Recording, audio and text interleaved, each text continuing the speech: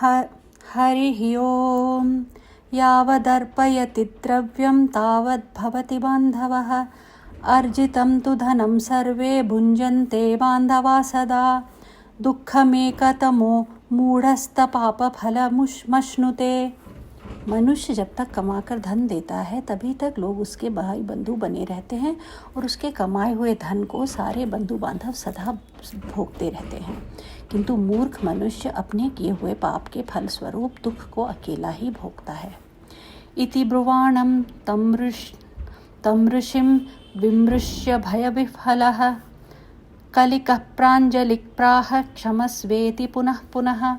उत्तंक मुनि जब इस प्रकार कह रहे थे तब उनकी बातों पर विचार करके कलिक नामक व्याध भय से व्याकुल हो उठा और हाथ जोड़कर बारंबार कहने लगा, प्रभु मेरे अपराध को क्षमा कीजिए।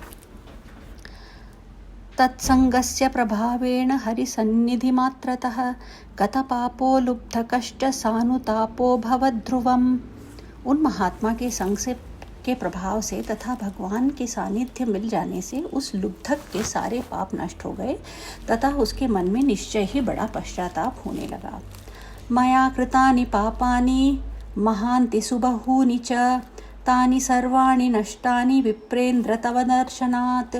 वह बोला, विप्रवर मैंने जीवन में बहुत से बड़े बड़े पाप किए हैं किंतु वे सब आपके दर्शन मात्र से नष्ट हो गए।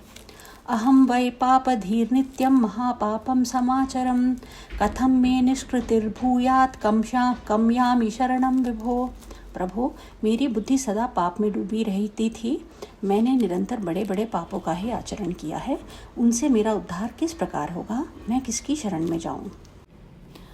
पूर्वजन्मार्जितै पापैर्लुब्धकत्वमवाप्तवान् अत्रापि पापजालानि कृत्वा काम गतिमाप्नुयाम्। पूर्व जन्म किए हुए पापों के फल से मुझे व्याध होना पड़ा है। यहाँ भी मैंने पापों के ही जाल बटोरे हैं। ये पाप करके मैं किस गति को प्राप्त होऊंगा? इति वाक्यं समाकर्ण्य कलिकस्य महात्मनः उत्तंको नाम विप्रऋषिरिदं वाक्यमथाब्रवीत्।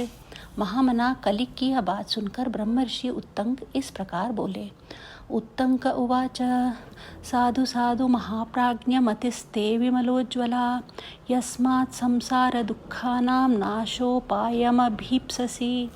उत्तंक ने कहा, महामते व्याध तुम धन्य हो, तुम्हारी बुद्धि बड़ी निर्मल और उज्ज्वल है क्योंकि तुम संसार संबंधी दुखों के नाश का उपाय जानना चाहते हो।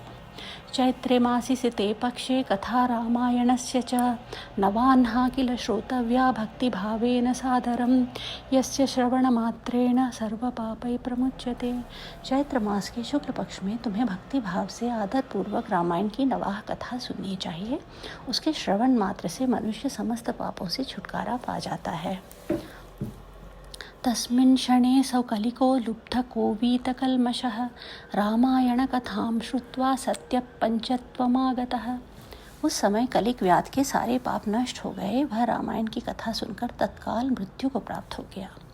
उत्तंकः पतितं वीक्ष्य लुब्धकं तं दयापरः एतद्दृष्टा विस्मितश्च अस्तौषीत् कमलापतिं। व्याध को धरती पर पड़ा देख दयालु उत्तंक मुनि बड़े विस्मित हुए। फिर उन्होंने भगवान कमलापति का स्तवन किया। कथां रामायणस्यापि श्रुत्वा च वीतकल्मषः दिव्यं विमानमारुह्य मुनिमेतदथा ब्रवीत्।